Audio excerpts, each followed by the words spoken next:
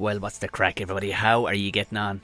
Apologies, I didn't realise I left the door of the studio wide open and I've started recording, and I'm not going to stop now, but if you do hear a bird tweeting in the background, I can only apologise for that noisy little bastard. We hate each other, and he knows the door is open, and now he's at it.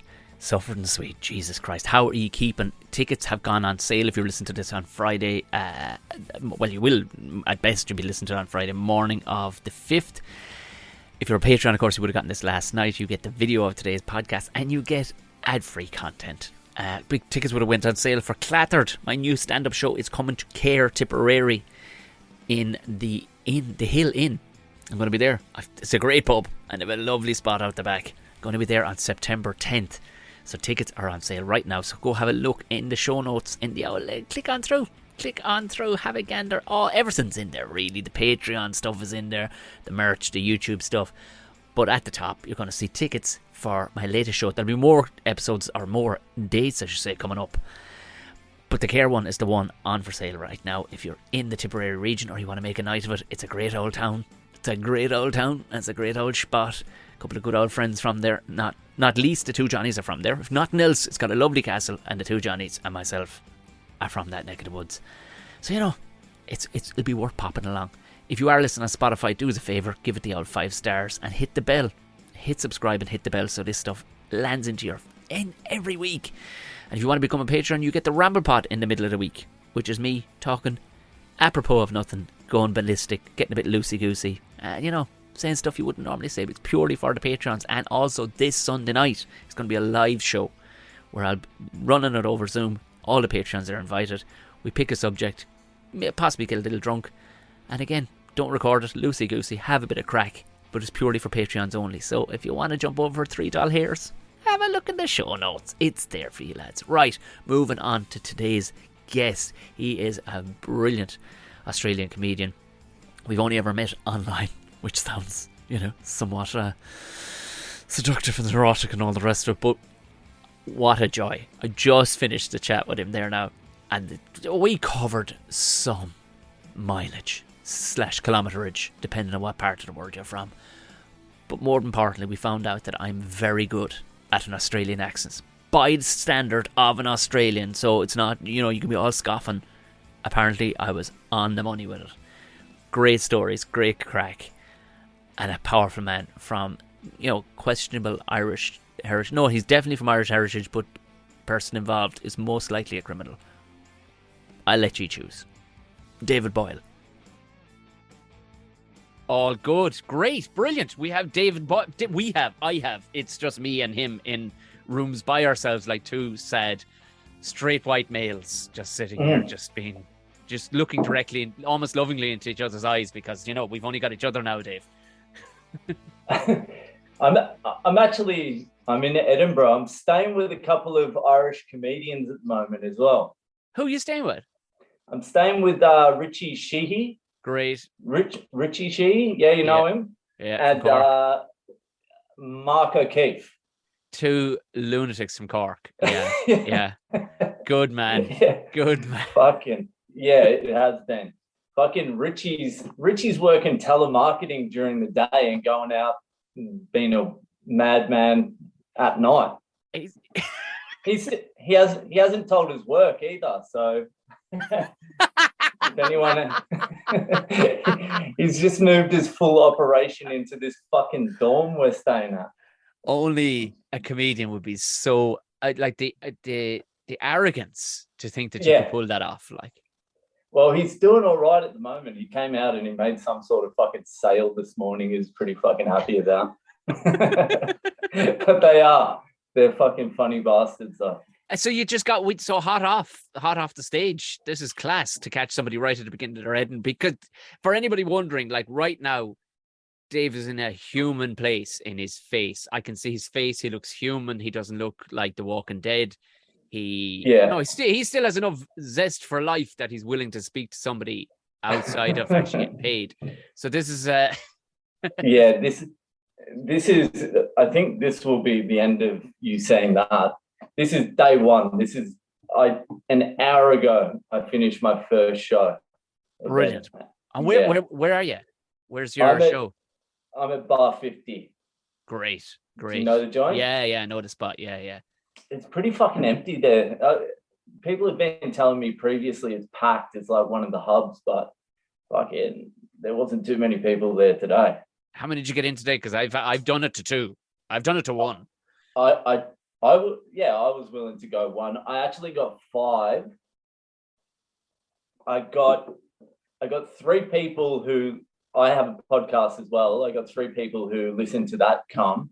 And then I had 2 fucking 18-year-old girls in the front row, like a Polish girl and a Spanish girl, 18, which is not my demographic or gender, really. Oh, well, I was definitely, as you were saying, I got 2, and I went, definitely an old pair from like South London or somewhere like West Kent or something. No. Wow. And early on in the show, I asked everyone their age, because you're fucking working with a crowd of 5 people. Yeah, it's now become a dinner party. Yeah, it pretty much is just a back and forth. And I asked everyone their age, and I got to the girls, and they're like, "How old do you reckon we are?" And I fucking that creeped me out the second. The shudder went down my spine as you said that. I went, "Oh Jesus Christ! Oh Jesus!" I said 23 and 24, and I gave them a few years leeway as well. I thought they looked 27, 28, and they're like, "We're fucking 18." I'm like, well, I got away with one there. They weren't fucking happy. Yeah, but I mean, like, there's no telling nowadays. And I even speaking with a mate of mine, she's a female comic, and she was like, she has a son who's like 15, and she's just dreading it. She's like, I don't know. He looks like a 15-year-old boy. Do you know what I mean? He looks fucking, gangly and stupid looking and bum fluff, and he's a dog. Yeah, his voice is up and down all over the map, and like these friends of his that are girls come to the door and they're like, "Bitch, you have a mortgage." Like what? Like, because she's a mammy bear, like she's like minding her child. She's going, "Who the fuck are these girls?" So in the middle of a fucking divorce. Yeah, any of them could be your teacher. Like this is. And she was speaking on that side of things. Going, it was interesting to hear her take. Going, I looked like a tit when I was their age. I looked like a 15-year-old trying to look 20. You know what I mean? But these look like girls who look actually like women, which is terrifying. Yeah, I couldn't tell. There was no way I could tell. And then from there, it was like a little bit awkward with them. Yeah. Because now you're having to double down and explain everything. Like, the way life... Do you know the way that is? You've literally just finished school and you're in a foreign country and both of you are from 2 different countries. Jesus, that's good on you. Yeah, fucking. And then it was a rough show. This is my first Edinburgh, and that was my first show. And if it continues like that, it's going to be a long run. No, the weird thing about that is it will not continue like that. You're going to have an epic day now, Saturday, I guarantee you. But then Monday then will be in the absolute dollar. Like, you come away with a mental condition. You'd be mentally prepared if you knew it was going to be just a slog, just like 5 people every day.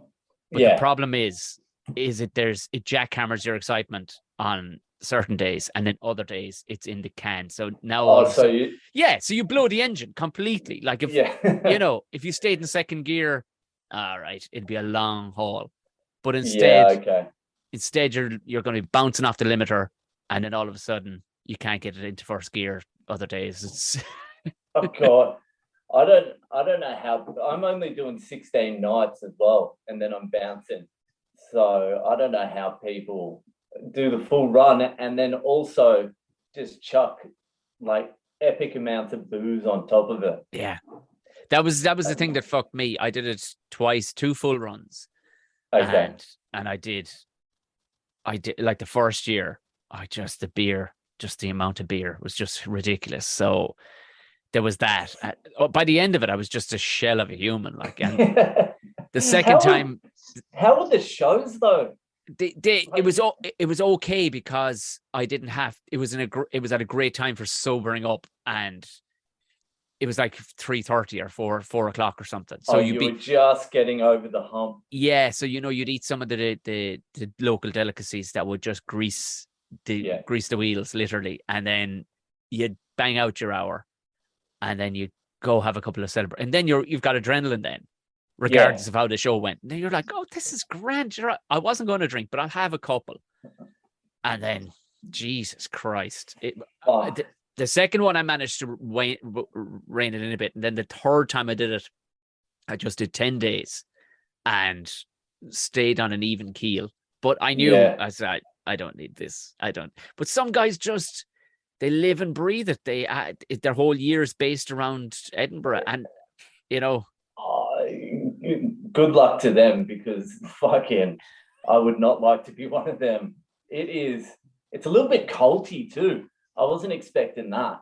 Culty, really? Like, oh yeah, I suppose, the gangs that are doing it all the time. Yeah. So everyone sort of knows everyone. Like, there's old, like legendary stories and shit like that. Yeah, like, this is my first, so you sort of feel a little bit on the outside as well.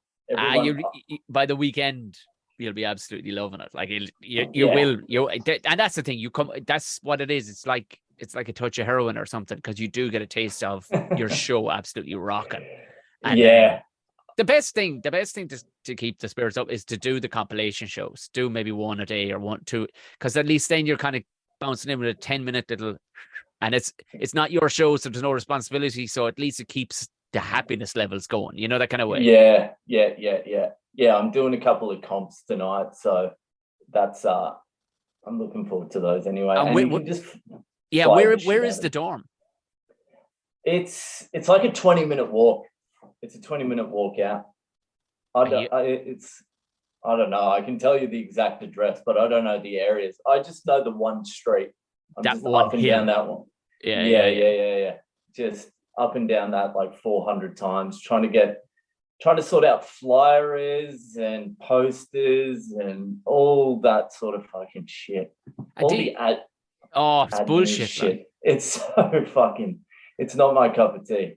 I mean, there is a couple of lads, and the way they did it, and I think I was going to go that way if I went for the fourth time, was they kind of handled all that for you. And fairly, like, their fee definitely worked itself out by the time, between flyers and stuff like that. You know what I mean? And by the time they definitely worked a few people in the door enough to justify them. I could see. At first, I was like, oh, I could do that myself. But really, the lads had it. They were like, no, you could do it too. But also, you could just get your head in the right space and let them be fucking doing that. Like, Yeah. Well, there's fucking people chucking in like $20,000-$30,000 for their shows this year. Really? Like, getting producers, PR, all that sort of shit. And like, you're just looking at them going, you're fucking delusional. Yeah. Like 30 grand. Yeah, like, they're unknown. They've probably been doing it like 5-6 years. And they're fucking rolling the dice. Like, but it ain't their money they're rolling the dice on. You know it. Like, I remember one of the years I did it, and it was I had this show. My show, it was in a great spot upstairs in the pear tree, and it was a lovely little room. It held about 40 to 50, and it was straight across the landing from another room. And they had, instead of hanging actual fucking doors, they put just curtains on the, so you could hear these motherfuckers across the way, and they were a sketch group who worked their musical sketch group through the medium of 5 fucking ukuleles. And I swear to God, and by night 3, there was a couple of a few kept on coming back to my show because it was having good old band. It was a good old show. It was a good crack. It built, most nights it was fairly full, thankfully, so there was, and the lads were getting, like, no offense to them, but they were getting like 3s and 4s on a Saturday night, and you're going, because as soon as they opened their mouths, that was the thing, because they were super posh, wealthy English lads. They were all called things like Toby, and I think 2 of them were actually called Tom, which kind of fucking annoyed me as well. But it was like, how did that become a posh name in England? But anyway, all right. But a few times, like, the lads were just, I knew they had nobody in, so they were just playing to themselves. That's unbelievable. So I actually got my audience to just shout at them. Shut up to fuck, boys. Shut the fuck up. Oh, come on in. Just come on in. Just Jesus Christ. Who even comes up with a concept like that besides fucking rich kids? Exactly. Nobody does. Like the guy from, I remember that year, the guy from Game of Thrones, he's from Cork. Originally from Cork, I think. He played Joffrey, he was the prick of a king, boy king. Okay. Like that, he's again from ludicrously wealthy background. And he did a show with a couple other actors, I think, where it's just, I don't know, it was them in space or something bullshit. But he did another show where he literally rented out a studio space with a big open window, like an art studio space, where he played with cats for an hour dressed as a cat. Yeah. I have noticed. There's more of them cunts there this year. I have noticed there is like a very large variety of mental illness around this festival. There you go. Nail on the head, everybody. Nail on the head. It is. It's just a fucking mental illness fucking carnival. Yeah. There's you got the straight out narcissists, you got autism everywhere. There's fucking, it's a thing. Yeah, do it. It is definitely worth doing, and doing it a couple of times, because it is you will come away battle fucking hardened. 16 nights after doing a bunch of comps as well, like, yourself, you're going to come away. Yeah. Like, you'd never get that level of training. You just wouldn't, like, because you have to figure, like, today you have to play to 3 regular folk and then to 2 children from non-English speaking countries, Well, the reason I wanted to do Edinburgh this year is because I got stuck in India for like a bit over a year. I saw that, because I was kind of going, we need to get to this point, how you were stuck in India. Obviously, if anybody's wondering, going, that's an odd accent. You've lived under a rock forever. He's clearly Australian. Yeah. So Australia, how the fuck did you get out of there anyway? Because by all accounts, they had just put a chain on the door and said, "Nah, mate." Yes, that's not too bad. That wasn't too bad. That was my Eddie Jones. Eddie Jones did that's all he seems to. Nah, mate. That's all he seems to say. Fucking. So what? So when I went over there because I'm married to an Indian. Say no more. So and by that you mean from India? From India, like a proper one. Yeah. Like, not one with like a fucking Scouser accent or anything like that. Like, or one that actually lives on a reservation in America, Yeah, where they got completely wrong. Not a feather Indian. No. Yeah, like a proper Indian. And we got over there, and like the week we got there, it was like the apocalypse. Like 3 days into our trip, or into being there, it was like death in the streets. And it seemed like a media blow up, but it was, for about a month there, it was fucking insane. Like, my wife's family. Yeah, like, there was actually people dying in the street from COVID, or just fucking, is that a regular occurrence or what? Like, oh yeah, people are dying in the street all the time. So like, that's called Tuesday. we knew like about 15 people who died from COVID, like, whoa, just pretty close family, friends, and all that sort of stuff. Like, a girl my wife went to university with, the fucking guy in the house behind, like, a lot of people were dying. But while I was there as well, like 15 people died of natural causes and shit like that. There was a murder 3 doors down. So yeah, there's 1.3 billion people. People are fucking dying all the time. But it was, during that period, it was real hectic. And so, was it just going to be a family holiday / vacation for a fortnight or something? And then, okay. No, so yeah, we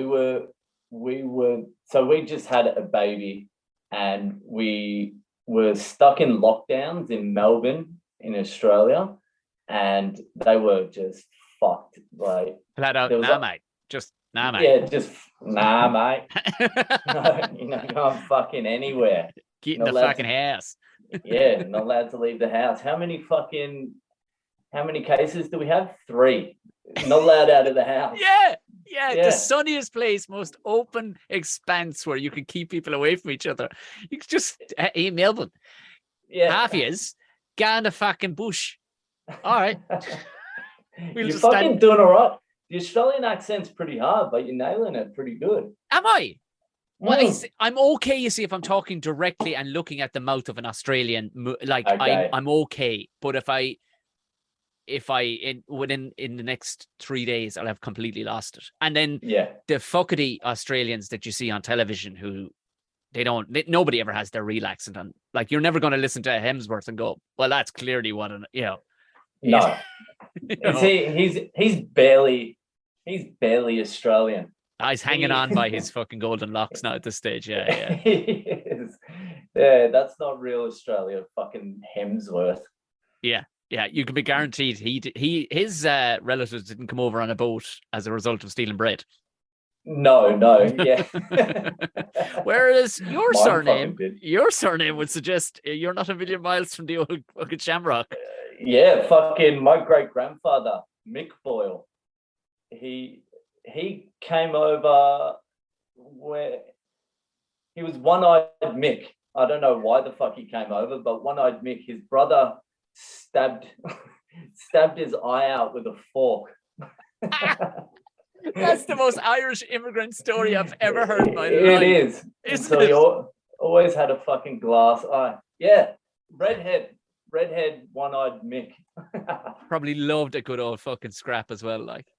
Yeah, he loved it. So it was all. So they actually moved to New Zealand. Yeah, from fucking Ireland to New Zealand. That would have been fucking early 1900 or something like that.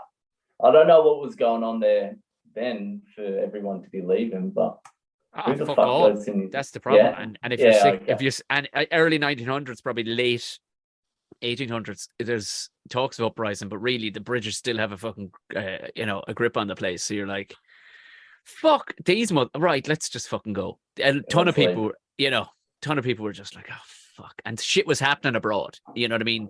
Like, you could actually go to Australia and America. You know what I mean? Like, my great grandfather went to America, and subsequently came back because he got left a farm that he didn't fucking want and had to sell up his business. He was like, but because he wanted to tell him to fuck off, but he didn't. Yeah. Oh, for fuck's sake! What? So he had to like the family sort of couldn't let the family down.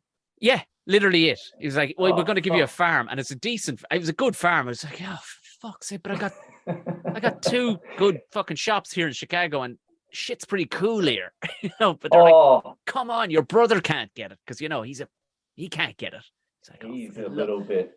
Well, I think actually what it was, I think the other brother was over there too. He's like, just tell him I'm not well. I was like, what you fuck? Because they were going to give it. I was like, so what I'm at. So rather than selling the farm at home or, giving it to a cousin or whatever, he went, you got to come home. So yeah, fuck. Yeah. So how did they communicate back then? Is that like sending letters? Yeah, I guess it must have been. Or maybe they could send a wire. I don't know. The way they had laid, I don't know how they laid cable at that stage. Could they send a fucking, I don't know. Could you do that? Yeah. I don't know. I would have pretended I didn't get the fucking message. Oh, nah, mate. Yeah, nah. Fucking, nah. Yeah, fucking. So India. So you land in India. The whole fucking Walking Dead is happening. People heads are exploding. There's somebody going around with a crossbow. You're on horseback. Yeah. What the WTF? Yeah, then we get a text message from the fucking Australian government saying you're not allowed back. What? Like, yeah, they're like, if you've left, they actually said you can't go to India, but we arrived like 2 days before we got the fucking message, and then they said you're not allowed back. You're not coming back. Gates are closed. Do what you fucking have to do there. And I don't know what the fuck that was about, because there's a lot of fucking Indians in India with Australian passports. They've become citizens and all that sort of stuff. So it's mainly shutting the gate to the Indians coming back to Australia. Yeah. So yeah, it was a little, it was a little bit of a like fucking racist thing.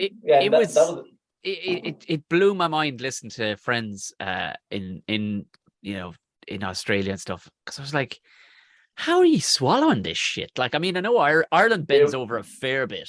I couldn't believe you guys fucking. I was waiting for the fucking Irish uprising, and then one of my mates just said you got placated with all the fucking dole money. Yeah, see, that was the thing. They greased the wheels with a lot of nice money. They did, and that's what kept they knew the place would have went buck fucking wild, you know. But then you see, you're talking about the cities there, but you get to the smaller towns and the countryside, people weren't. Their lives didn't change. Fuck all. Okay, They were like, oh yeah, well, you keep that for Dublin. How's that? Yeah, you go ahead and keep that for. Yeah, no, honest to God, you guys keep your. How many did we have in this county? 4 cases. Well, we'll just have to move on because 54 people died of sheep. Yeah. So we'll move on. Thank you. Yeah, like the Australians, we just ate it. We did like it was really fucking disappointing. I was expecting like mad riots and fucking chaos from the Australians, but I don't know. They fucking just. I'm putting it down to I don't know if you've ever seen the show. It's a British made show called Nothing to Declare. No, I haven't seen it. It's worth watching because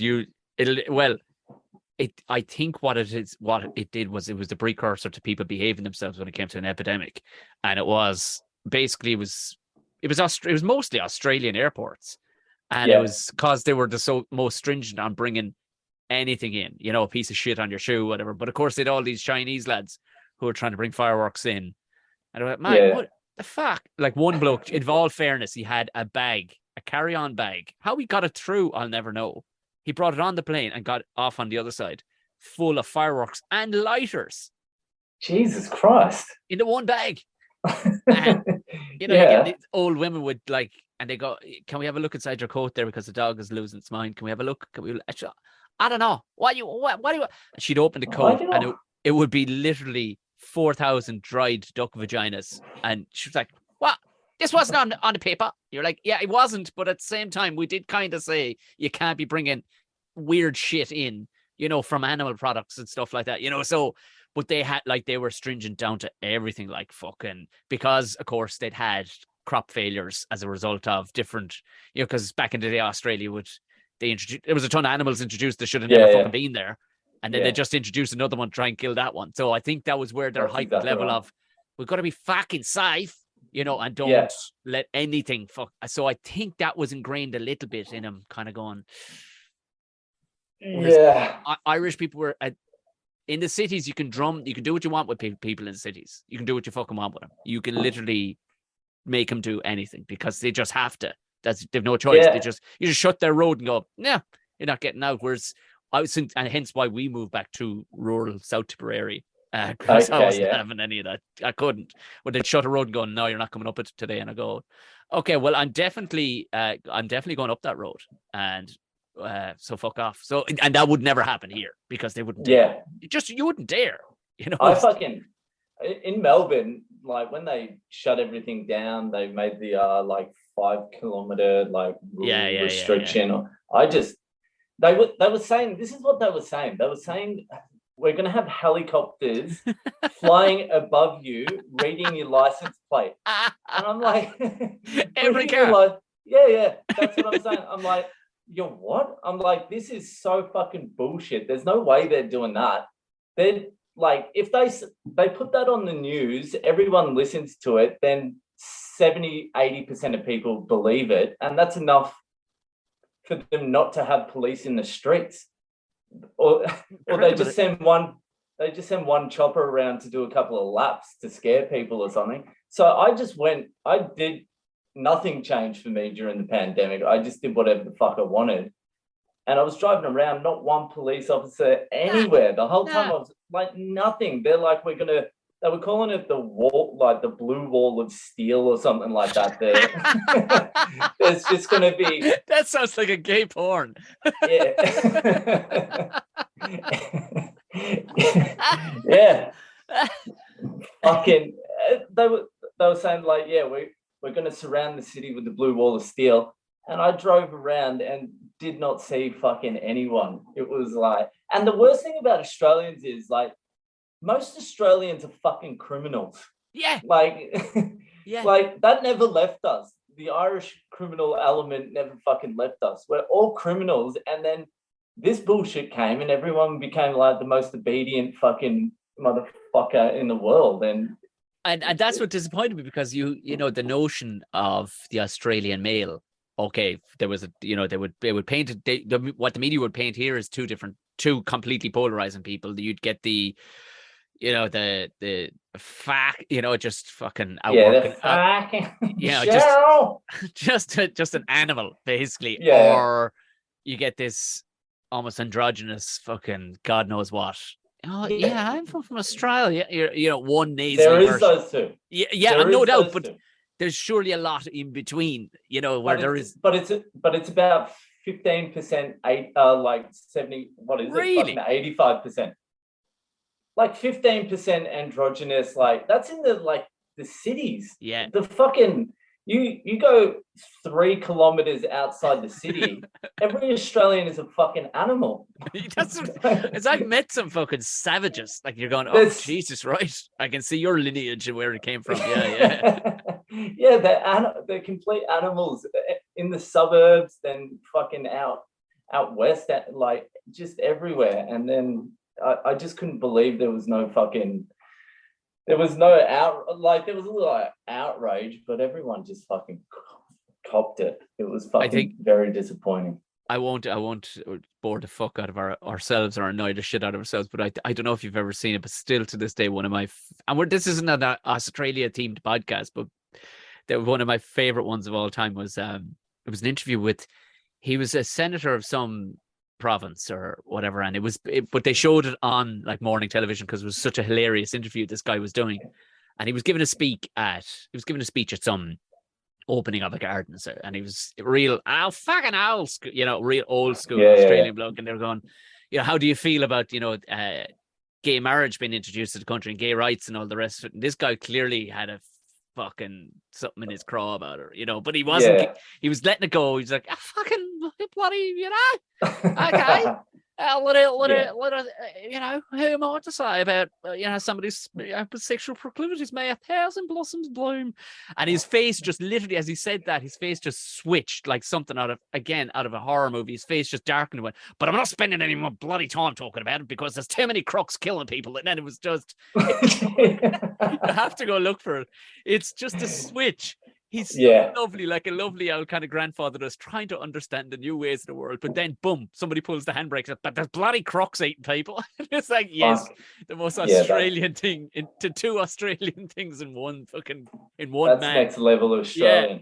Yeah. To say that crocs are killing people, like that's top of the agenda on his book. Yeah, that would have been Northern Territory, something like that. Right.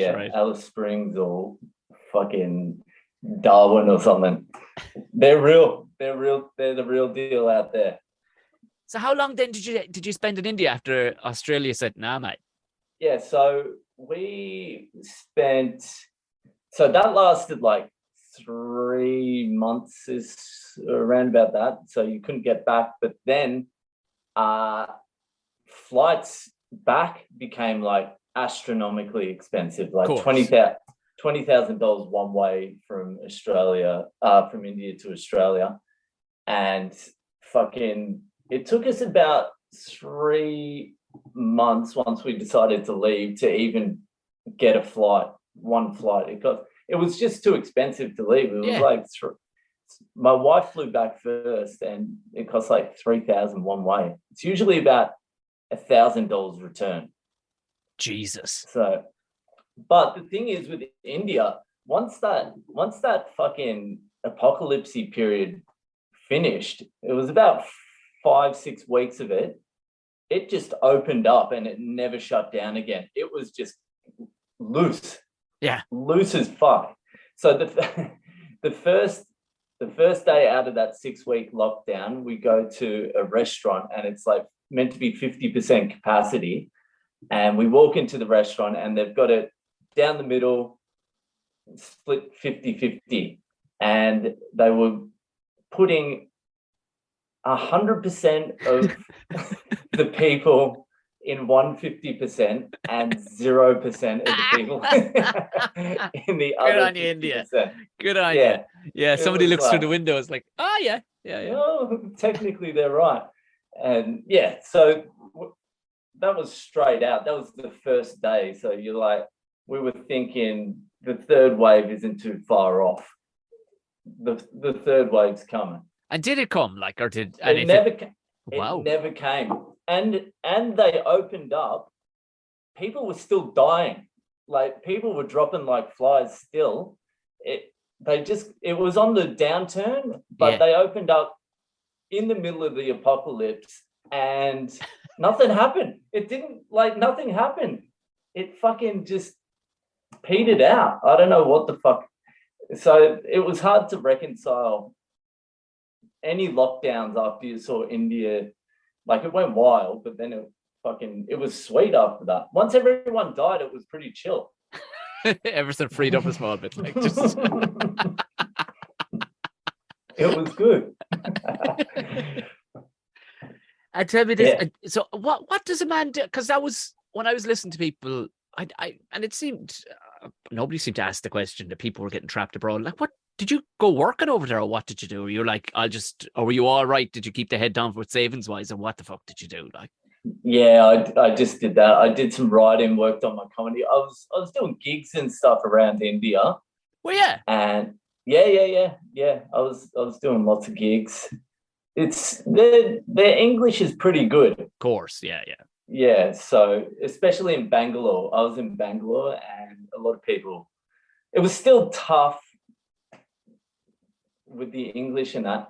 So Bangalore used to have, I've been going back and forth from India for like 10 years doing gigs in that. Okay, yeah.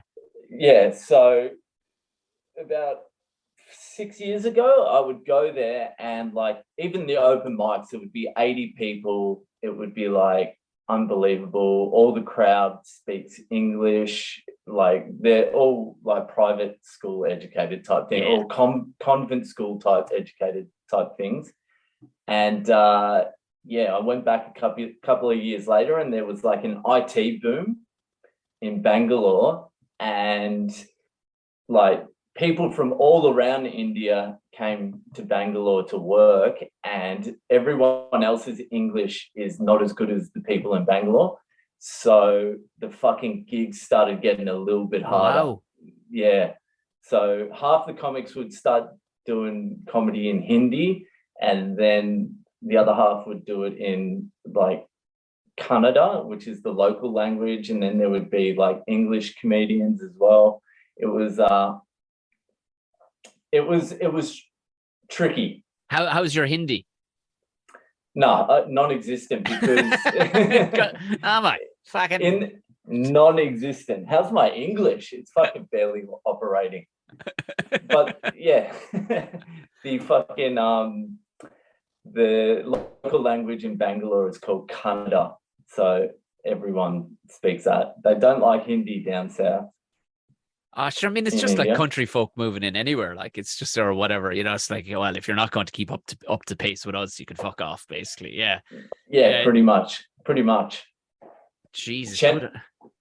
Chennai is especially bad with that. Where or who are Chennos? Chennai. It's a different state. Okay. It's Madras. It used to be called Madras. Right. Yes. Yeah.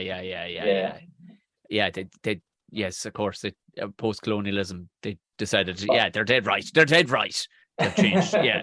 See, and you're fucking over there history lesson. Yeah, you're over there with the kid, the whole lot, and then you get back to Australia, and were you expecting fucking the red carpet or everything open back up again, or is it like here? What the fuck? Because it's still kind of hanging around a bit, isn't it? It is hanging around Australia. It hasn't been a problem since I got back, but fucking because I was stuck in that lockdown in Australia, Australia's left a bad taste in my mouth. Right. Oh, yeah. I can see that. I can see why. So yeah, it was just that lockdown and the way everyone fucking acted, and like I wanted the streets to be burning. that's what I wanted. I wanted some real fucking change, and it fucking just got worse. So yeah, I fucking have been looking into like leaving Australia and moving somewhere else for a little while. That's why I came. So I came to Edinburgh. The reason I came to Edinburgh is because I was doing gigs in India, but it was a little bit sketchy. Like it was up and down, and I couldn't get a real read on my material. So I was like, fucking 16 nights in Edinburgh is going to be fucking great for the comedy. It'll fucking toughen me up. Has it pissed down rain there yet? Nah, it's been really nice actually. Oh, that'll test your metal. That'll fucking test your metal, I can tell you. It's do people still come out and drink and party? Like they do, but it's your soul. It's they do. If at least you're in the summer, it'll be warm rain. You know what I mean? It's different. I remember doing a weekend for some venue over there for St. Patrick's weekend. I was like, what? Because every place gives it a go. You know what I mean? Any place that thinks they can sell a few pints on the back of, St. Patrick, it's not really associated with anything other than, nobody abroad ever thinks, oh, yeah, well, that's when Catholicism took over, from the Druids and stuff. No, they go, well, it's a reason to sell beer. So they brought a couple. Is that what it is? Is that what it's about? Yeah. Oh, for like 10,000 years there had been Druids and whatnot, and who prayed to just normal things like trees and stuff, and then this lad decided I had a vision, and you're to put down your or stop your orgies and all the rest of it. We're going to introduce Catholicism to you. But the Druids were all mystical type things, weren't they? Man, when you start looking into it, like it's like the birthplace of so many of the things you would hear about now, like Halloween was based, witches, all that shit was based out of Ireland. Like the stuff they completely whitewashed over all the cool shit they were up to, and there's a bit of resurgence in it now. A lot of kind of mid-40s hippie people are kind of big time resurgence in it. It. I'm attracted to the druidism. I swear to God, as I talk to mates who do things like there's one chap I was chatting with, he does he on a professional level, he microdoses people with shrooms. Okay, hold on a professional level. Well, it is, yeah, he does. He basically kind of sizes you up, weight wise, size wise, and your experience wise with these things, and then he'll take you into the Wicklow Mountains, which are beautiful, and you'll all go. You have a really nice walk on some micro levels of mushrooms, and he'll look after you. I might do that while I'm there. Yeah, it's beautiful. It's on my list. It's on my list. But it sounds, by all accounts, the experiences so many people have, who wouldn't have any idea about the Celtic mythology of Ireland. No idea of it. All come back with very similar stories, which is really strange. That's what blew his mind. It was like, okay, I knew this. I believe this shit tapped into an old source, but this is actually fucking happening with people who aren't even from Ireland, who would know nothing of the stories of, the Celtic carry on back pre-Catholicism, like 2,000 years ago, or wherever. It's not even that far back, but prior to that, people tapping into this shit, like, and sure does. I mean, there's stuff here way older than what they can date the pyramids to, structures and stuff like that. So people are. Oh, really? Yeah. And crazy levels of accuracy. There's one place in County Meath, which is about 50k, 60k from Dublin, and it by itself celebrates both the winter and summer solstice. It's just this round structure that light does not shine into. You can go into it, and you pay to go in. And they basically built this round structure that's a kind of a cave, but on a certain hour of the winter solstice, the sun shines through and lights up the entire thing. Very same with summer solstice as well. It's like, how the fuck did you? How the fuck? Not to get too tinfoil hatty, but Jesus, lads, you had no machinery back then. How the fuck did you line this up? Like when you see it, you go, there's no way you. Okay, you actually totally did do it.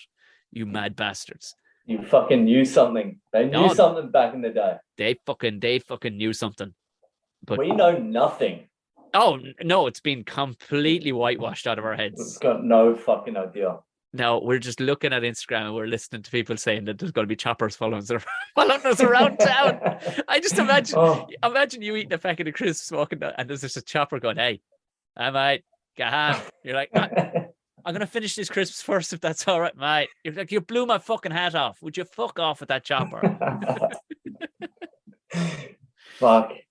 But because we were chatting on Instagram. You said, did you get into a scrap or something? Or what the fuck happened with an Irish bloke or something? Yeah, fucking gummy bastard. Years ago. I don't know. You probably can't see it. I got a scar here. Nice. It was. Yeah, he bit my face. Ah, fucking hell. He fucking bit me. Fuck. It was. Yeah, that's your go-to. That's your fucking go-to.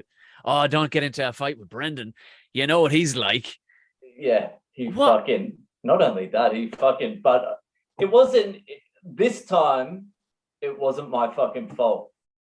Previously, this guy just fucking. So I was at a fucking pub it was actually called Paddy Maguire's. Of course it was. Sydney. Yeah. Paddy Maguire's in Sydney. And I was watching the Bledisloe, the All Blacks versus Australia. Yeah. And fuck, you guys have been doing well in the fucking rugby. Yeah. It seems to, what I love and hate is the arrogance of the Kiwis, that they have this, sack everybody. This is a disaster. How could this fucking happen? You're like, motherfucker, you just got beaten by a better fucking team. I think the only person I was heard put their hand up and say it was the actual coach. And of course, Foster had to say it because he didn't want himself to look too bad. But he said it begrudgingly. He was like, first and foremost, I think we need to appreciate how good Ireland are. And they were like, yeah, but we still got no. We will not appreciate how good. We can only appreciate the fact that we lost. You're like, arrogant bunch of cunts. If you had only won once, that's fair enough. Like, that's a fluke. But you've won like 3 of the last 4. That's just 4 out of the last 5. Yeah, 4 out of the last 5.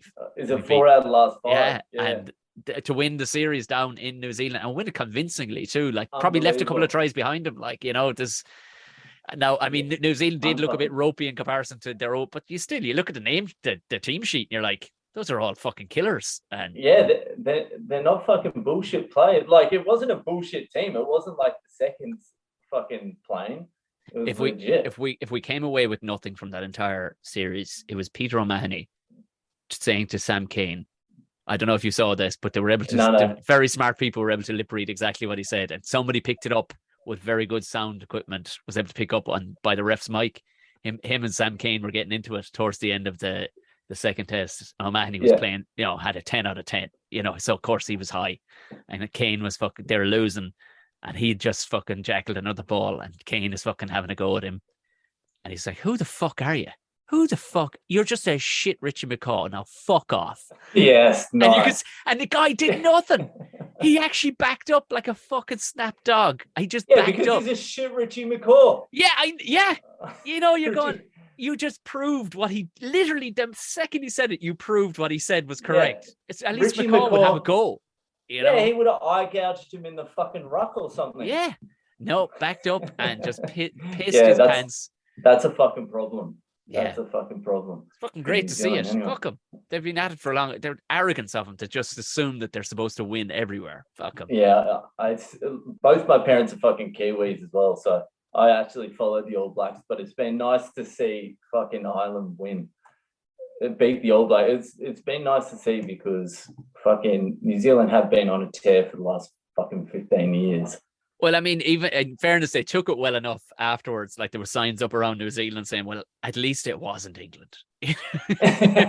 Which is fair play. But they had, because they had all these billboards up around the place going, last time you won here was like 1842. So just saying. And nobody has won in the professional era a test series here. So just say, they had these billboards up outside the Irish team's hotel. You're like, do you really need to give a team more fodder? Like, I know. That's some arrogance there. isn't it? So I It love New Zealand people, but that's arrogant fuckers. Like, but they hurt when they lose as well. They really like the whole country goes into depression. there's nothing else. They don't, There's and they've nothing so else. many things going for them as a country. I mean, Yeah, a beautiful place, Lord of the Rings, and then they put nothing.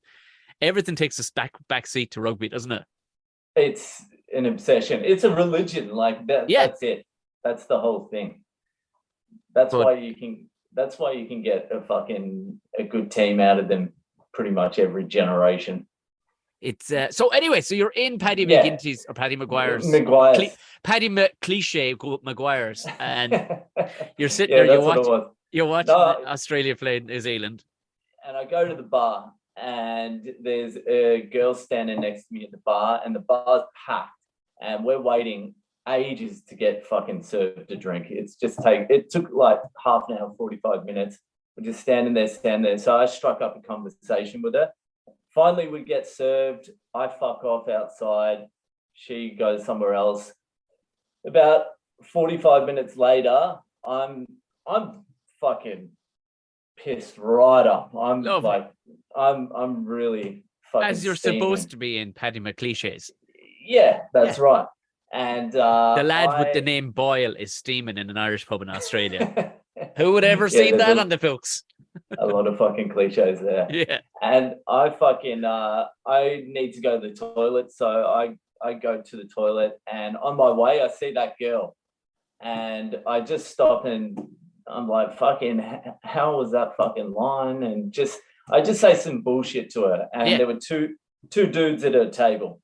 And one of the dudes was an Irish guy. He's like, fuck off. And I'm like, what? I'm not even fucking doing anything here. He's like, fuck off. She's fucking married. And I'm like, I'm not trying to fucking hit on her. I'm not trying to do anything. He's like, fuck off. And I'm like, all right, whatever. And I walk off, and I go down to the toilet, and I'm in a cubicle, and I'm taking a piss. Yeah. And the next thing I know, I'm just getting boom. Worst time cock out. Oh, that's just. I'm pissing. I'm like fucking. The lack of gentlemanness in that fucking moment. There was a lack. And so I fucking get one in the back of the head, and I'm like, what the fuck is going on here? I turn around, boom, another one. I'm fucking pissing everywhere. I'm like, I'm fucking trapped here. So I drop my pants. Yeah. And I just kicked them off. I kicked my pants off. So I'm just in my boxers. Class. And I pushed past them just to get some space. And then I fucking ran. And I ran out the door, and there was like a stairway. Yeah. So I start running up there, and I get about 3 stairs up. And the fucking motherfucker grabs my leg and pulls me back down. I'm glad he didn't get your cock. That would have been impressive and sad and terrible all at the same time. Pretty accurate. But he would have needed bigger hands. That's yeah, so fucking now I'm down in this little area, and it's just me and him, and he was a little bit shorter, and so we start fucking going at it. And I had a cast on because I broke my thumb. I actually broke my thumb in a fucking fight 3 weeks prior. So he's hitting me. I've got him with my cast, and I'm smashing him with my cast, and I'm starting to do okay. And right. I fucking pulled him too close towards me. So I'm like here, and he just grabs me behind the ears and just bites into my lip. And I'm like, what the fuck? So I start trying to eye gouge him, like fucking. I would have stuck my fingers about like to the knuckle into his eyes. Didn't let go. I'm trying to smash him in the fucking balls and just would not fucking let go. So I just grab his face while he's biting through and just push it off. And this went up here. This popped out here. Jesus Christ! It was a fucking mess. And then I go like this I rubbed my fucking lip on my forearm, and it's just covered in blood. And the next thing I know, I'm just coughing fucking from the side. And I end I this is how wild this bastard was. I end up on the ground leaning up against a fucking stone wall, and he's just fucking smashing me. And I've got my boxers on, so my fucking legs are bare. And then he fucking bites into my thigh twice. I don't know what the fuck he was doing. Like, when I got to the hospital, I had 2 giant bite marks on my fucking leg. It was fucking... Old Mad Dog McGinty was at it again. Mad Dog McGinty fucking took me to town. But there was fucking... Like, the silver lining to the story was... when I was I didn't know how bad my injuries were. I ended up having to get like plastic surgery and shit. And it was pretty... You got a set of tits done as well, just to, while you're getting it done, just strap on a set of tits as well. So I didn't know how bad the fucking injury was. I was just fucking sauced up. I was still drunk when I was in hospital. Class. And I got this nurse who was like beautiful, and I was like, "Oh, you're my angel, like we're meant to be." I was just talking that sort of shit, and I wouldn't stop doing it. And I did it for about 2 hours, and then finally she's like, "If you don't shut the fuck up, I'm gonna have to move you somewhere else." and I'm like, "All right." I gave up and I fell asleep, and then like I don't know when it was, like fucking an hour later, she wakes me up and she puts her number into my shoe. She's like, "Here's my number," and put it into my shoe. She's like, "Call me when you get out." So fucking the next day, I'm like fucking patched up. I look like a fucking mutant. I'm just picturing it because I've gotten a couple of hidings myself. I can. Yeah. I meet up with this nurse the next day, and we go to like the movies.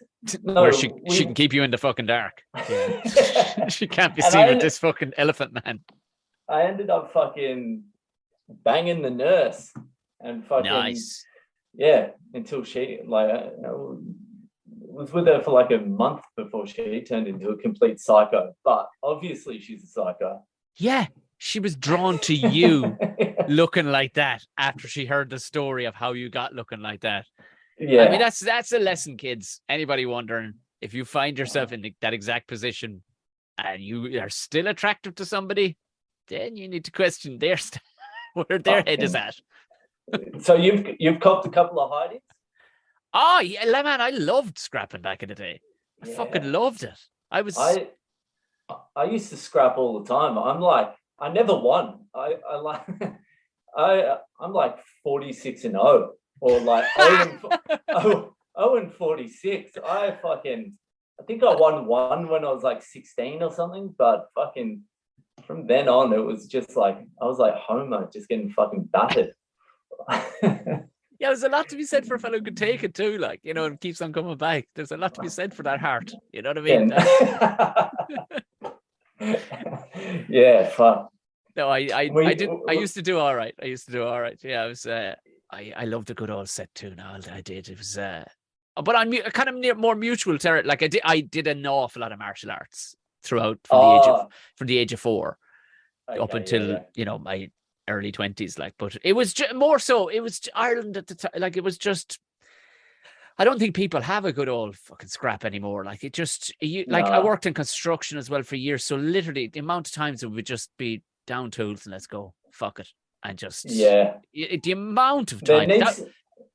There needs to be a bit more of that going on in society now. I joked about I used to do a bit about this, about working in construction, that you don't realize how liberal it actually is, in that you're all walking around pent up, having to listen to stories of people you want to fucking run through a window about Love Island, but you will never do it.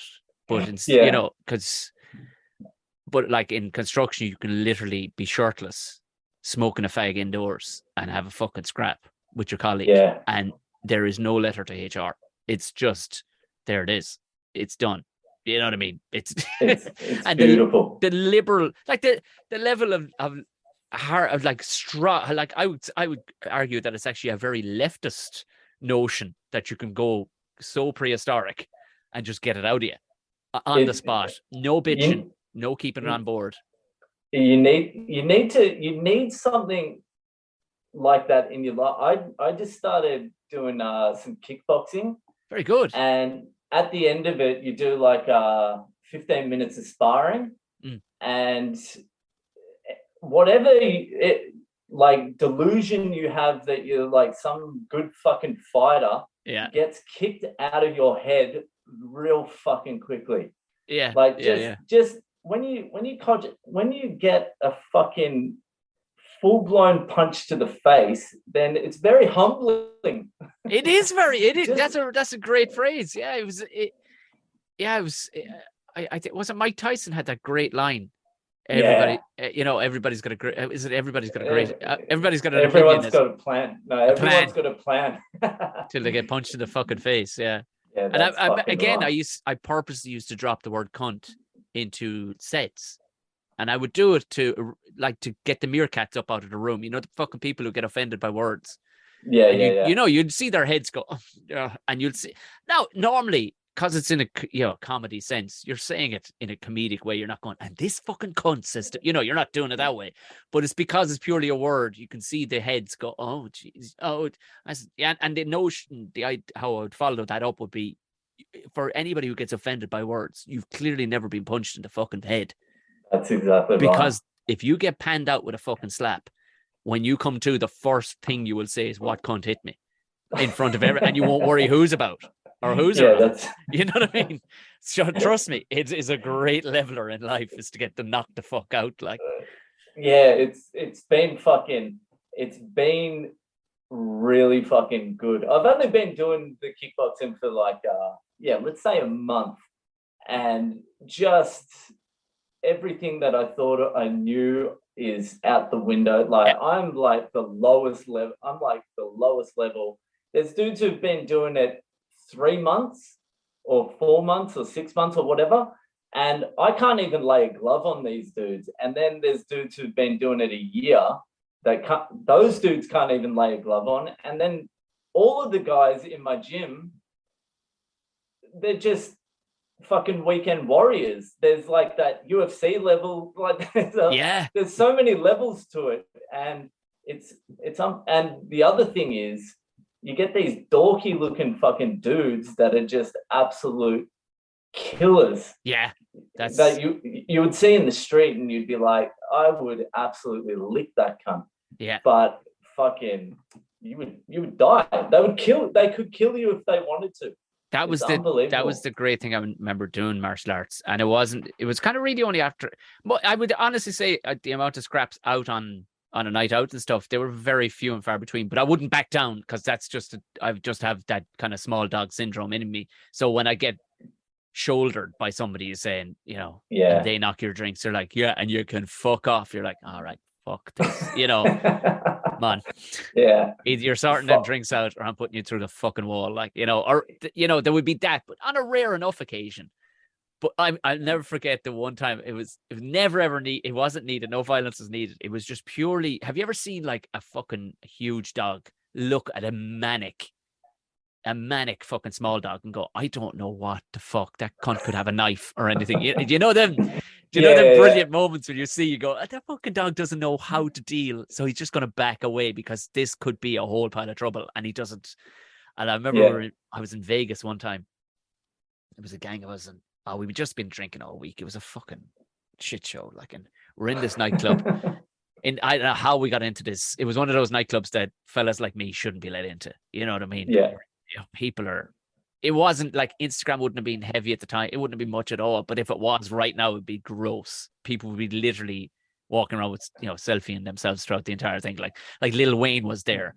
Throwing cash off the fucking DJ box over the dance floor. There was, and this guy, I remember, and it was kind of my fault. I was talking with this girl again at the counter, but politely enough. And I turned, I was kind of getting brushed by a couple of people, and I turned to kind of get out of a guy's way, and I ended up knocking into his drink. Yeah. And his drink splashed a little.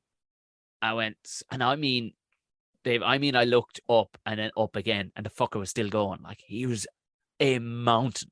Turns out he was a semi-pro football player. He was this big black dude from somewhere in the Midwest, but apparently he was making a big scene on some Vegas football team or whatever. But I turned and I went, sorry, mate, what was in your drink? I'll get you another one, even though it's going to cost me a mortgage. How much? Go on. I won't fucking have it said. And the guy was just looking at me. He just kind of starts growling. He's a motherfucker. And now, everything in reality, I should have pissed my pants, jumped in over the counter and looked for the fucking emergency exit. Yeah. But he just starts fucking, like, he's squaring up and he's like taking his fucking jacket off and he's handing the remainder of his drink to his mate like he's going to fucking put me through the wall. I don't know where this came from, but I snapped. Fucking snapped. I in my head I thought, you arrogant cunt. An Irishman offered you a fucking drink when I truly didn't knock much of it at all. And you were actually busting past me, but I was being the polite. That's all read in my head. And I snapped. I went, you fucking horrible cunt, you. How fucking dare you pick your fucking... Put that fucking coat back on, you fat fuck. I offered you... I lost it. And I went like nuclear on this fucker, screaming into his face. And the guy just, like, his jaw just fucking hit, like, he didn't know. First, the accent, the fucking level of aggression, the poignant words I was using. These weren't words of just blah, blah, blah. I was really iterating the story that had just happened and how dare he should be fucking ashamed of yourself, you fucking fat prick. And just horrendous level. It was a horrendous fucking beatdown verbally. Yeah. And the guy just kind of, he just backed away and just walked off. No, didn't beckon to jacket back. Didn't beckon to his friends or anything, just walked off. And the girl who was standing beside me she was just going, what? All his friends just followed him. That's better than winning a fight. And I swear to God, she was like, what the fuck? What? This is what this was like watching magic to her. And in my head, I was going, yeah, and that's fucking more of it now. And I turned back to get a drink at the bar, and your man behind the bar was like, this one's on me. Fuck, I've never seen it. Now, but he did kind of suggest, he goes, I'd finish it up quick enough if I was you. Because that veil of fucking invisibility you just built may not fucking last for very long, if you know what I mean. And if that fella comes running, we're talking, I don't know what he was in kilos, but he had to be, he had to be 120, 130 kilos, like, easy. Do you reckon you could have taken him? I could have broken one of his legs if the fucker can't. Yeah, I could have broken one of his legs because I had eyed up a stool already right beside him. It was a metal stool, and I was just going, I'm going to turn into that stool, catch it, and crack it across his fucking knee before the fat fuck gets his hands up. Yeah, that was the number one thing, and then just fuck it at the friend because he's going down. Fuck it at the friend with I just all lined up, and the legs pointing forward, straight for his fucking face, and bolt like fuck. And just be gone. Just be gone. Fuck yeah. Have it all done in under 3 seconds. Be gone. Gone. Out the fucking door. If I had that sort of confidence, I'm 0-46. I got into like about 40 fucking fights and I lost them all. I can't imagine how many I would have got into if I had any fucking skill. You probably would have gotten into far less. That's the thing. Yeah, You actually would have gotten into far less. That's true, because a lot of it was just a lot of mine was like fake bravado. Like some of the most violent people I know are complete, because I have a good couple of friends who are pro fighters and stuff like that, like, and you honestly, like, you'd think you're speaking to a pastor or fucking a primary school teacher or something, because on a daily basis they're just barbarians on a professional level, like doing things that kind of, you speak to somebody and you don't even want to ask them what they do at work because you know that they don't want to have to tell you because it's so complicated. Oh, you work in an oil rig. So what's your day consist of? Oh, listen, man, let's just, what the fuck? What am I telling you for? You're no, it's the same as like not wanting to tell people you're a comedian. Yeah, well, yeah. I know you just kind of aligned us to professional mixed martial arts there, but I get it.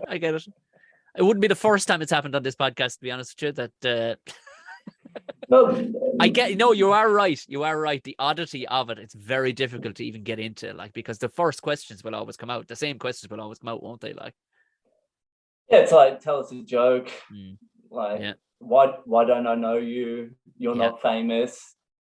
You're obviously not earning much money. Yeah, you don't want to have to explain yourself. I know, I know. And in fairness, a mate of mine who is an MMA fighter, Will Flory, he was on the podcast, and we discovered it between conversation that, oh wait, oh, it's actually very similar.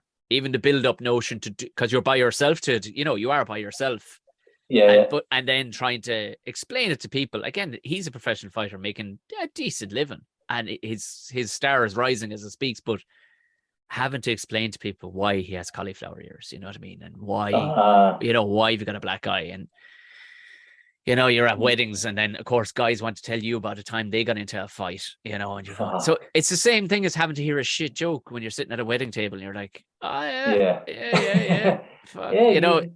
You should start yeah, give it comedy. give it a go. Give it a go. Yeah, Yeah, yeah. yeah, yeah. The lads were always saying I should. Yeah, they should. Yeah, they should. Yeah. You know how much fucking mental Lads, mental pain you have to go through to get to a point where you're actually comfortable on a stage, like, you know what I mean? And oh he was saying something similar, like he actually, to the point that there's just no point. There's at this stage, thankfully MMA at least now is a thing. Do you know where yeah, it has a huge platform now, and fucking every second fucker's an expert. But at the same time, nobody really has any notion what a wet Tuesday is like, having to get up out of bed at 6 o'clock in the morning to go training. yeah. You know? That it's I was actually talking about it with the Irish boys. It's like that fucking that amateur MMA area, Yeah. or like trying to break into like the elite level and not making it must be so fucking hard. Like that would be just just the most brutal fucking thing, because you're there but you're not there, and then there's no money, and then you're fucking doing so much damage as well. But It's there's you have to give so much of yourself to it, because yeah, yeah, there whatever about comedy, and the lads spending 30 grand on their Edinburgh shows, but like you could literally, like we've seen in the phenomenon for the last 7-8 years, you could literally see people make an entire career and fill huge theaters without ever stepping on a stage, purely because of their phone. And that, yeah, so yeah, there's that, where you're going, okay, well, there's that level. But in sports, everybody has to agree, it's an absolute meritocracy. There's no lion if you get beaten on a night. Okay, you can say, okay, the judges got it slightly wrong, but the reality is, if you didn't put in the work, yeah, the hard grind, you're definitely not going to win. Whereas I'm not saying in comedy you're definitely going, but if you haven't done the stage time, it doesn't necessarily mean that you won't sell out your first huge theater. That kind of way, yeah. like. And also, like, I know people who aren't comedians who are a million times funnier than most of the comedians I know. Oh yeah, yeah, yeah, Like, being funny is barely even a prerequisite for being a comedian. yeah. I know. It's purely being the person who's willing. You go, oh, you want to be entertained? Okay, well, I'll take the microphone comfortably and do it for you. There Yeah, you go. I'll do that. I'll do that for you. No problem. But you know yourself, you meet, mad bastards. Like, I literally only met one the other day who I'd forgotten even existed. This old guy that lives up the road. And again, almost like the story of being a comedian, I can't properly describe him. I cannot properly describe him. If he was in a pantomime or a sitcom, you'd say the writers have gone over the board here. This is this guy. I love those people. This guy doesn't exist in any realm. He's Yeah, like, people would think he's daft, but when you speak to him, you're like, oh, he's hyper intelligent. He has no teeth. He's kind of this kind of crazy little old farmer that lives by himself. He must be his knowledge of the world, but just he keeps 7 stories on the go and keeps you fucking interested in all 7 of them. And you're he's like, an artist. oh, like, the guy is incredible to see in action, but could you commercialize it? Not a fucking hope. Not a hope. You could do nothing with him. Like, he'd turn into like Bicentennial Man up there. Like, you could do nothing with him in that sense. Like, but again, as you said, it's some of the funniest people you'd know. But that the same does not apply. Okay, we all know a couple of hard cunts. Like I know, again, I was talking about him only on my own podcast, my midweek podcast, a guy he's a scaffolder. And I mean, they're some of the fucking hardest bastards ever. Yeah. But this guy, I I watched him used to operate cranes. Oh, did you? Oh, Jesus. Yeah. So you know these freaks like. I used to work with the scaffolders all the time, yeah. Were they the big drug dealers on sites in Australia as well? Well, the scaffolders are mainly Maoris. They weren't Super like strong. Yeah. Yeah, just like tanks. Yeah. Fucking absolute tanks. Yeah. They weren't necessarily like drug dealers or anything, but yeah, they definitely mucked around with drugs. You can tell that. But yeah, that always makes me laugh. I remember working with a couple of island boys. They were Fijian, I think, but they were of Kiwi. You know, in America. And there's two lads, like the two brothers, like they were both the size of forklifts. Like they could just pick up anything. Yeah. And just this calm little voice. Oh, bro. You're like, how does that come out of you? Like you're the size of a Mini Cooper. You know what I mean? Like what the fuck? But nothing would fray. These guys weren't getting into fights. They had no aggro in them at all because they didn't have to. You literally, since the age of 12, these lads would walk down the street and people would cross the road. Of course, yeah. So it's a very, and what was the picture I saw then on your Instagram? You were in hospital, you had a collapsed fucking lung. Was that another scrap or was that just? No, that was in India. I was interested in what was the end of your scaffolder story? Some hard bastard. Oh yeah, I watched him one night beat the shit out of 6 people that attacked him. I mean, he fucked him up, and they ran in a door on this street, and it was up to an apartment. It was just a normal PVC door, and I was sitting there having a bag of chips, and I was like, "All right." He was like, "How are you?" And he was all, like, "I was like, are you just gonna leave him off?" He was like, "Fuck that," and he backed onto my side of the street, sprinted across the road, jumped like something out of wrestling with both his fucking feet in the air, put a crack in the door, and did it again and got through. Went up and kicked the fuck out of them upstairs. 4 of them made it out. I guess, and he possibly killed the other 2. He comes down the stairs. Christ. The other 4 actually waited. I think they thought the 2 upstairs were going to finish him off or something. He comes down the stairs and proceeded to kick beat these guys to the point that the cops had to fucking taser him. Like these guys, he beat the 4 of them unconscious. They were going to die that night, and nobody was willing to stop him because it was literally like watching a grizzly bear. You knew if you got into it with this Tasmanian devil, you were getting pulled in. He had gone completely. The switch had gone. This guy. Switch had gone completely. He wasn't going to recognize you. He would have fucking smashed his own That's mother. it. Yeah. Fucking hell. Yeah. That is... And you try to explain these people to city folk, and you're like, there are people out there that you will not reason with. Like, this is what I'm trying to tell you. You live in such a cuddly environment here, and like that, you're not telling that man he ain't going 5 kilometers. Do you know what I mean? Yeah. Like, yeah. No shit. Yeah. Yeah. Have you taken the booster? No. Fucking years back, I was watching the news, and there was a famous kickboxer in Australia, Stan the Man Longinides. He was like vaguely familiar. Yeah. This has got to be like 25 years ago. Stan the Man, he was like world champion kickboxer. Stan the Man. What else was it going to be like? Yeah. Because you are, do you know what? You are the fucking man. Yeah, you are the man. Fucking good luck convincing him he's not. So Stan the Man went into fucking jail just to, like, as a, I don't know, promotional tour, or just to fucking visit to say hi or whatever. And they had the hardest dude in the prison, voted the hardest dude. All the inmates chose the hardest dude in the prison to have a little workout with fucking Stan the Man. And Stan the Man was like, yeah, come at me. And he was an Asian dude. He had his neck was about that thick. He was like neck tattoos, like looked the part. Yeah. And he comes at Stan the Man, and Stan just like moves to the side a little bit and like fucking kicks him away. The guy comes back, and he's like throwing fucking haymakers, like going crazy, and like Stan the Man just moves a millimeter, slides out and fucking kicks him in the stomach, and the cunt went flying. Like this is the hardest guy in prison, and this is like he just had no fucking chance, no chance. He was finished. Like it was unbelievable. I just remember that stuck in my head. I'm like, fucking the levels to it. But that's it. I mean, these lads are at, professional snooker level millimeter stuff, like, and Yeah, nothing. yeah. And it has completely become a sixth sense. Like I remember how fast my reactions were, even catching a cup. You know what I mean? That would fall Yeah, off the counter. Even as a yeah, child, my reactions, and I'd catch it on my foot. Or like yeah. shit wouldn't fall, or I feel so clumsy now in my older years, like, but You because were I have just tuned in.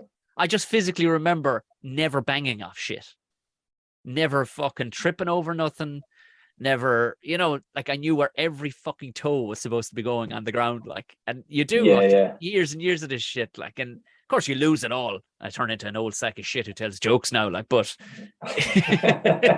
I bang off every. That's a good transition, though. It's good in the old. It's less strenuous. Well, I know what I was, Dave. I know what I was. Yeah. So tell us Fuck, about I you. would have Tell won. us about your podcast before we talk about where you're going afterwards.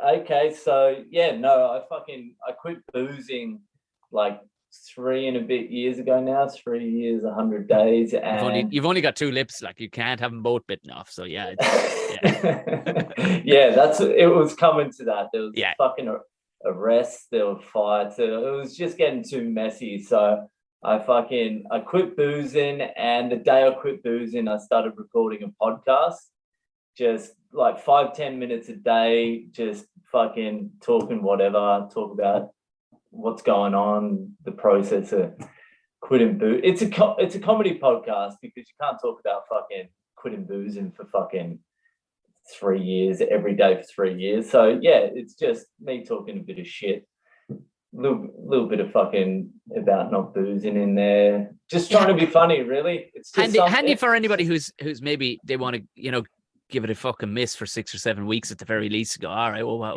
where's my head supposed to be at? Like, because while people may not be heavily addicted to it or whatever, it just becomes the norm to just get fucking slaughtered on a fucking Thursday, Friday, Saturday. Like, That's right.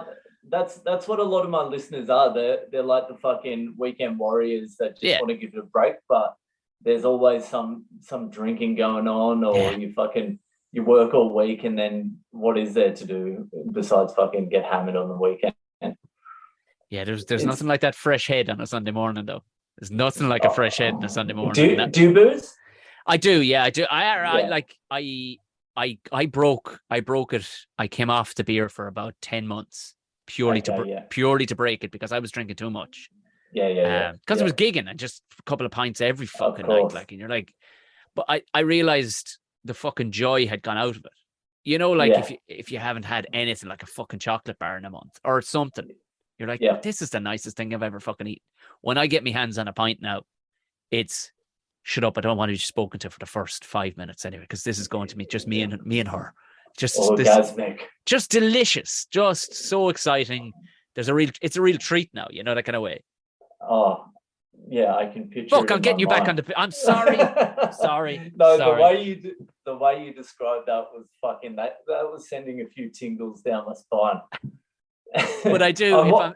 If I'm not gigging, I'll have a couple at home, but it completely reset the clock for me. Yeah, and I contemplate, like, herself doesn't drink, me folks don't drink, most of my siblings don't fucking. It's not surrounded by people who are constant. There's never drink in the house, the kind of way. Like, I'll have to go and get a couple of beers if I'm stopping in and cooking or whatever, and I'll get it. I'll just get it. I won't get a fucking 24 pack. I'll get what I'm planning on fucking drinking. You know what I mean? Okay, class. So, and I'll put a link to that down in the show notes. But I know you've got to run and do comp shows, and you probably got to get a bite to eat and everything.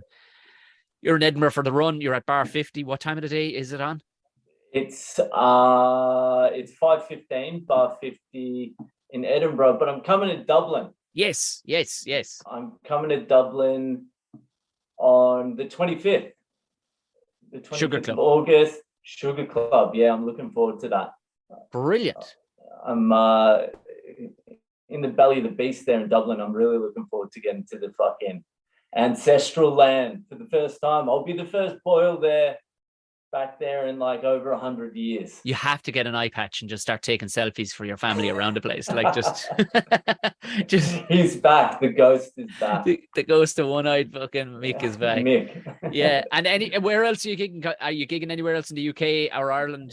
Yeah, so I'm after Dublin, I'm going back to London, doing Vauxhall Comedy Club. Brilliant. There. Yeah. Solo show there, and then a couple of days fucking around, then back home. Yeah. Good on you. That'll be it. Dave, this has been absolutely fucking powerful. I tell you, we covered a lot of ground. We covered it. That's the fucking show. Yeah, I mean, if nothing else, we came away with my ego absolutely boosted with the fact that I can do a half decent Australian accent, albeit just a couple of words at a time. You know, nah, mate. No, that'll be the name of it. You nailed it. When Brilliant. You listen to it back, you'll be impressed with yourself.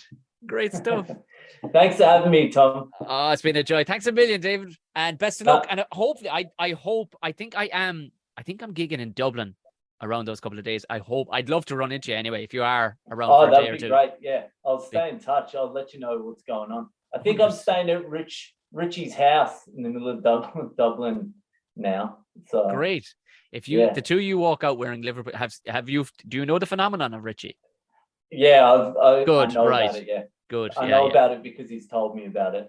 Like, he blew up. He blew up. Yeah, I know. Yeah. I know. He has mentioned it. Yeah, and there'll probably be nudity throughout the month. That's all I'm gonna say. There'll probably be nudity, but you're Australian. Not bothered by that at all. Thanks a million, brother. Have a great enjoy the rest of the evening and the run, and try and get some vitamin C. That's all I'm gonna tell you. Fucking thanks for the advice. I'll take it. Cheers, dude. Appreciate it, mate. Good luck. Take it easy. And my thanks again to Dave. Fair play. I told you it was a good one. His lip is in good order. I can verify he grew a beard/moustache over it, just, like a smart man would. It's all still there. So if you are going to Edinburgh, go see the man. You won't be horrified. His face is fully intact. It's lovely. There's nothing hanging, flopping off. You'll have a good time. If you are going to his show in Dublin, he's at the Sugar Club. Like I said, I put it down in the show notes. Go have a gander at that man. Powerful, powerful stuff. If you are a first-time listener, hit the subscribe button. As you can guess, there's a rake more episodes to go back and sink your teeth into. I have a Ramble Pod midweek for the Patreons if you want to become one of those. It helps support the show, but also you get something for you. A lot of podcasts don't do that. You just go, can I get some money, please? Can I get thing? This actually gives you something back. A podcast purely for you, including the live show this Sunday night. We're talking about your favourite conspiracies. Jump on over for $3 hairs a month. Or if you want to give more, which some people do because they're class, do. Jump on over there. If you're listening on Spotify or Apple Podcast, give it the 5 stars. Anything less, hang on to it. It's no good to me. No good to anybody. Anything less than 5 stars. I'll be back around next week with another podcast for you, and another Ramble Pod, and a live show. Till I chat to you then. Good night, good bless, and thanks.